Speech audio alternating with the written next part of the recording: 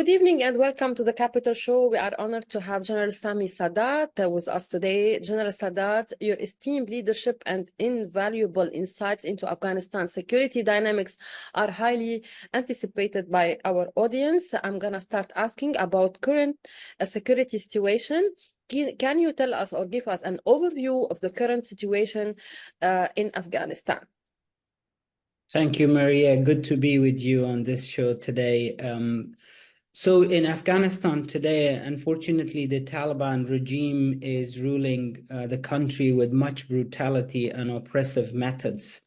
The women are consigned to their houses. They're not allowed for education, for work, or even traveling. They're not even allowed to go outside the country without a male chaperone. Human rights abuses are record high. It's never been so much human rights abuse in the country. The terrorist attacks continue to happen by the Taliban and by the so-called Islamic State, the Daesh. The country is effectively at war with Pakistan, and there's clashes with Iran. Diplomatically, Afghanistan is very isolated by much of our neighbors and by all over the world, except for China and Russia that has newly opened their diplomatic relationship. Our economy has completely collapsed. There's 2 million children facing immediate malnutrition. The healthcare system has collapsed. The government services have collapsed. So unfortunately, when we talk security, there is no security.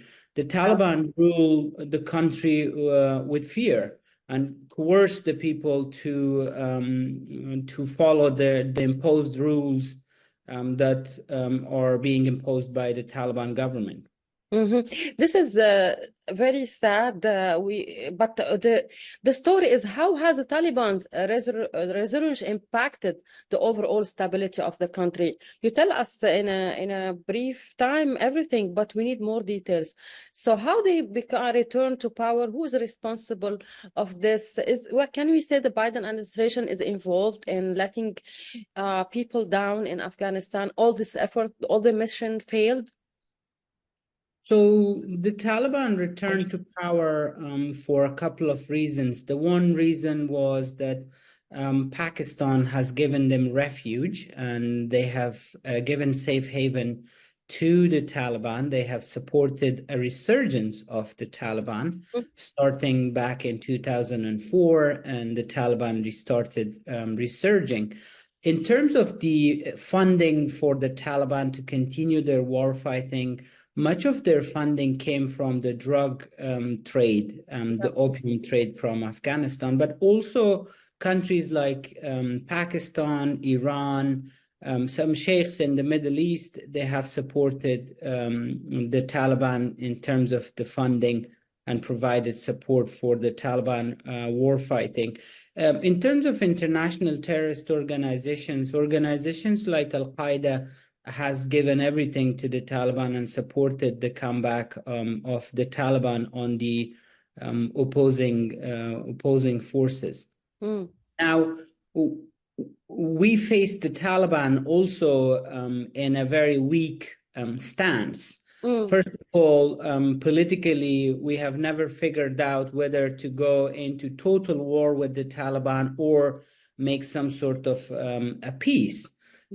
Initially, the Taliban wanted to make peace in 2002 when they were defeated, but the U.S. refused to accept their surrender and peace. Later, when the Afghan government wanted to make peace, the Taliban have refused. Unfortunately, because of our elections inside Afghanistan in 2004, the country was divided between our leaders in the government. Is it not only the division inside Afghanistan? Is it only the cause, or there is key mistakes made by the United States, and this affects the overall outcome of the regime, of the collapse? I will come to that. So internally, the division has contributed to the collapse, but the key turning point for the collapse was pulling out the US troops out of Afghanistan and going to zero troops, but also cutting out support for the Afghan forces by the President Biden's administration without any regard to the Doha Agreement or without any regard to the BSA, the bilateral security agreement that was signed between the United States and Afghanistan. So unfortunately, the Doha Agreement, as General McKenzie put it yesterday, was a mechanism based on which the Afghan government was collapsed. The US has used the Doha Agreement under President Biden's administration to pull the US troops out without any regard to the conditions that was actually mentioned in the Doha Agreement itself as well. Yeah, I have a question on the humanitarian situation because you start talking about it. Particularly, we want to know how security forces are addressing the needs of internally displaced persons and ensuring their safety. This is one. Number two, there is some countries like United Arab Emirates had on Afghanistan impact in terms of humanitarian aid, reconstruction efforts, and regional diplomacy. How you say about this? So in terms of the humanitarian distribution of aid inside Afghanistan, there has been many claims that the Taliban are using these humanitarian aid in their own favor, and they're not distributing it justly and equally between the population. So that is true. The Taliban as a government have failed to deliver humanitarian aid from their own side to the people who are affected by floods, who are internally displaced. The very fact that there is an internal displacement is because of the Taliban. They have conducted operations and forced entire villages and districts to be internally displaced in other parts of the country, whereby the Taliban provide them no humanitarian assistance or support or whatsoever. In terms of receiving humanitarian support from outside, still the United States is the biggest humanitarian donor for Afghanistan. In terms of the UAE, I know the UAE has some commercial contracts with the Taliban, including the contract for airport security and management in Kabul and in Kandahar and in Mazar Sharif, and I think in Herat as well. That I know. In terms of the construction and investment in Afghanistan, I don't believe there is any construction or any investment by any country inside Afghanistan, including UAE and Qatar. I am aware that the government of Qatar is paying the Taliban hundreds of millions of dollars in cash in order to support the Taliban government. But I'm not aware of any development support for construction of Afghanistan. And I'm also not aware that any of this money is going to benefit the people of Afghanistan. I got that. You have a relation with the CIA. Does the Afghan army receive adequate and correct intelligence briefings? Previously, we did have relationship with the CIA. We partnered with the CIA. Today, as a political organization, we do not have any briefings for and between us with the CIA. We have our own intelligence network in Afghanistan and in the region, and we are getting our own intelligence information from the ground. Can you tell us about the role and the influence of Iran? You spoke about it, but can we have some more details how Iran is interfering right now in Afghanistan? So Iran is both providing the Taliban some level of diplomatic assistance, but is also fearful of the Taliban themselves. So Iran is a little caught between a hard and a rock place. So Iran does not want the Taliban to continue to rule Afghanistan, but the Iran also understands that if the Taliban get more destabilized, the US and others may intervene and then harm Iran in a way. So far, Iranians have been tolerating the Taliban and working with the Taliban in order to build, as they call it, the arc of the resistance against the Western influence in that part of the world. Furthermore, Afghanistan is important for Iran because China has now contracts with Iran for Iranian oil, and the oil has to go through Afghanistan to China. They don't have another route.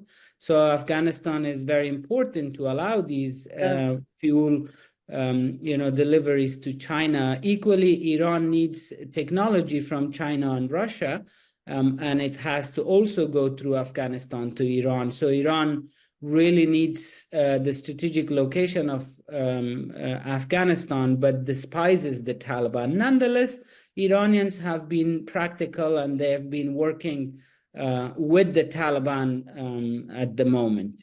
Yeah.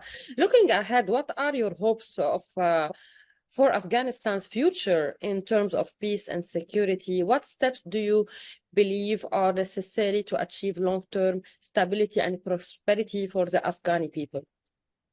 So looking ahead, there is two fundamental principles for that is important for Afghans. The first one is our fate, and the second one is our country. The Afghans are very, very patriot.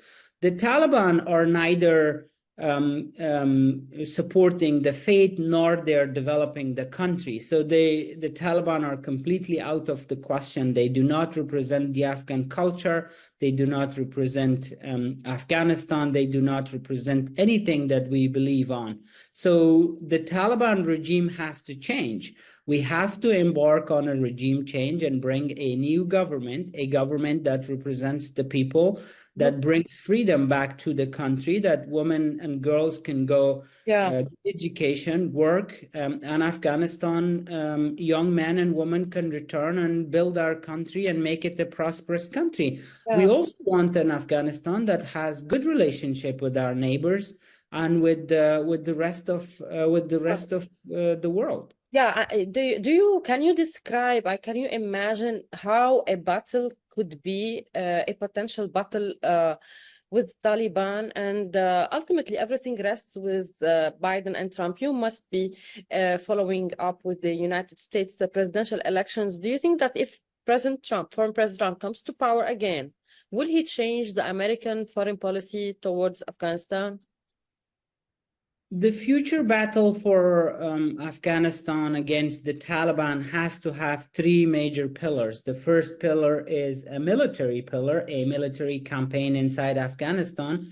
For us, we believe this should be a purely Afghan-led and Afghan-manned military campaign on the ground. We do not want foreign forces to come and fight alongside us against the Taliban. The second one is a political, broad-based a concept that encompasses all different ethnic groups, tribes, different parties to come together and agree on a broad-based vision for Afghanistan after the Taliban. The third thing really is international support and legitimacy for this fight to take place and gain recognition and legitimacy internationally, which we are doing now. What we effectively do in our organization in Afghanistan United Front is that we are going around doing lobby for the change in Afghanistan to get political support and legitimacy to be recognized as a freedom-fighting group and not be banned in other countries and seen as a bad group. Now, looking ahead, with the United States has been our major strategic ally for the past 20 years, and we want this alliance-ship to mean something.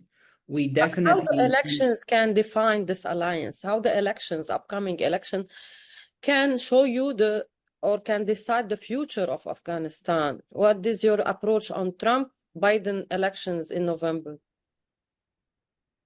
So what I'm seeing is the risks that are coming out of our region, the resurgence of Daesh, the expansion of Al-Qaeda, the other terrorist groups that are coming. It doesn't matter if it's Trump or Biden, anyone who becomes the new president in the United States, they have to reassess the situation and put a policy together on Afghanistan and South Asia. At the moment, the Biden administration has no policy, no program, nothing for South Asia and for Afghanistan. I don't believe they can continue like this. I believe that there is a need for a policy towards Southeast Asia. Now, I believe that President Trump is more interested to overthrow the Taliban than President Biden. President Biden might be interested if he comes back as a second term, but I know for sure President Trump will be asking the Taliban for Bagram Air Base, and the Taliban will not give it to him. So there is a chance that President Trump may support the opposition to the Taliban in order to regime change. Yeah, wonderful. Finally, General Sadat, can you share with us some insights from your personal experience leading the Afghan forces during critical periods of conflict? What motivates you and your team to continue many efforts despite the challenging circumstances during that time? What I saw during the fight is the potential of a nation that could be great, a nation that could be free. I also saw evil in our battles, the Taliban that is suffocating the Afghan nation, that does not allow the Afghans to reach their full potential in that region of the world. Afghans are some of the best people in the world. Our cricket team is one of the top in the world. Just the other day, I was watching the news. Two sisters, Fariba and Yalduz Hashimi, they qualified for Paris Olympics in the biking section of the Olympics to compete. There's Afghan men and women across the globe competing in global stages and earning rewards. Afghanistan is very rich in minerals. Afghanistan is located in one of the most strategic places in the world. And Afghanistan people, they want to live free, prosperous, and contribute to the rest of the world. So that I want our people to reach their full potential. I want to help them. I want to lead them. I want to be someone that is actually part of bringing this all together. So that is basically the purpose of my life, Maria. That's wonderful, General Sami Sadat. I'm so honored to have you on my show. You had a very incentive, strategic answers, and maybe another time we'll see you in person here at the University Club in the United States. My audience will appreciate your views. Thank you so much. Thank you again for your time. Thank you for being with me on the Capital Show. Thank you, Maria. Have a great day. Hey, Maria Malouf here. Please click to like and subscribe to Maria Malouf TV YouTube page and catch our hottest interviews and most compelling analysis. You will not get it anywhere else.